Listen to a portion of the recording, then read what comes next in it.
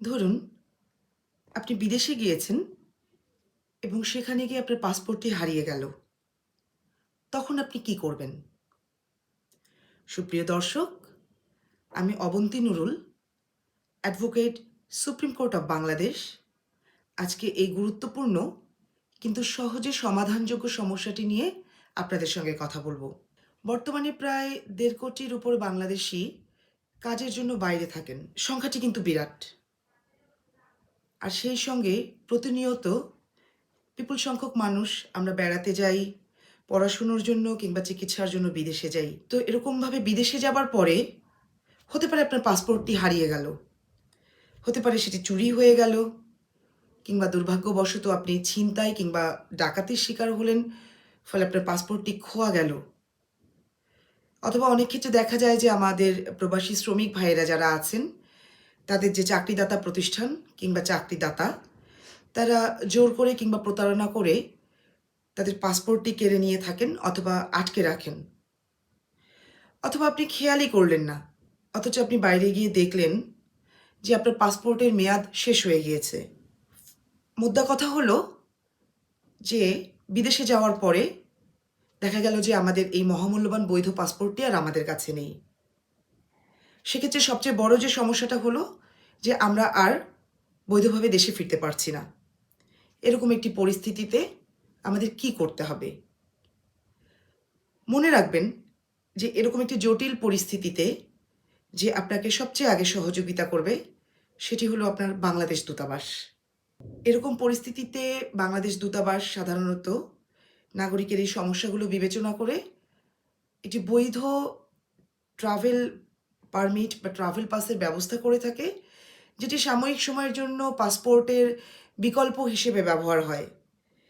এই বিকল্প ট্রাভেল পারমিটটি নিয়ে আমরা বাংলাদেশে ফেরত আসতে পারি।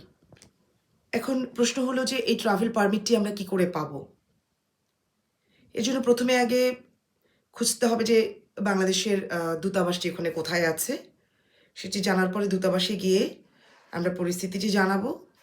এক্ষেত্রে দূতাবাস থেকে আমাদেরকে একটি আবেদন করবার জন্য, ট্রাভেল পাসের জন্য আবেদন করবার জন্য একটি ফর্ম দেওয়া হয়। এই ফর্মটি আমরা দূতাবাসের ওয়েবসাইট থেকেও ডাউনলোড করে নিতে পারি। তো এই ফর্মটি সংগ্রহ করে আমরা প্রথমে এটি আগে নির্ভুল তথ্য দিয়ে ফর্মটি ফিল আপ করব। তারপরে এই ফর্মটির সঙ্গে প্রয়োজনীয় কিছু কাগজপত্র সংযুক্ত করে দূতাবাসে জমা দেব। এখন কি সেই প্রয়োজনীয় কাগজপত্র? এর জন্য যেটি প্রথমে প্রয়োজন সেটি হলো আপনি যে বাংলাদেশের নাগরিক তার প্রমাণস্বরূপ আপনার জাতীয় পরিচয়পত্রের কপি, অথবা আপনার জন্ম নিবন্ধন সনদপত্রের কপি, অথবা আপনার আগের যে পাসপোর্ট রয়েছে সেই পাসপোর্টের একটি কপি সংযুক্ত করে আবেদনপত্রের সাথে দিতে হবে। আর তার সাথে প্রয়োজন আপনার সদ্য তোলা পাসপোর্ট সাইজের রঙিন ছবি।